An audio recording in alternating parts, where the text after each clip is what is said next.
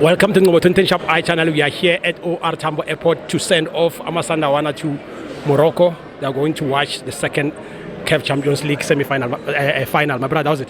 Kuhle my brother kunjani? Kuhle, ngithetha nobani waphi? Uthembekile Thole Eastern Cape eNgcobo. Engcobo. Kwi rural areas deep one. Yeah. Egaga apho ndibuya khona ndibuya egaga. Enkosi tata. How do you feel about effect yokuthi bakuchuzile wena as umlandeli, one of the supporters abalandeli beMamelodi Sundowns, and nakhona bengachuzanga kuphela abala ePitoli baphinde bachuza nabalandeli abaseqaqa?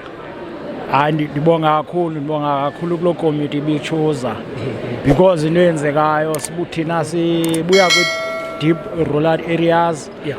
I-chances zoba sibukela ibhola zimbalwa sincinci kakhulu, ufumanise kuba out of 30 games sispenda a lot ukuza kwezi matches ze-team zethu. Ndiyabulela kakhulu kwi-team yethu ngosenzela lola, bulela kakhulu. Xa ujongile nizawubuya naso le star sesibini?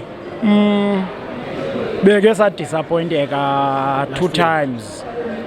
Uyakhumbula last time sayenza i-own goal, ufana uba sisiya kwi-final siyothatha i-star.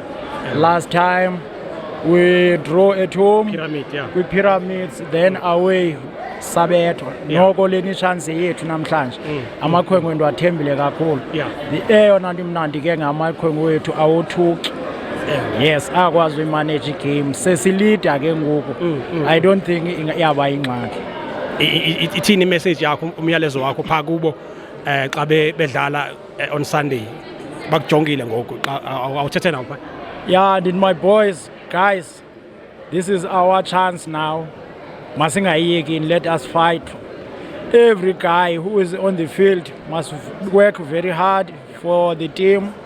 Thanks guys, let's hope everything is gonna to come good. Kabuyelo Masandawana, kabuyelo minwana. Mina naphezulu.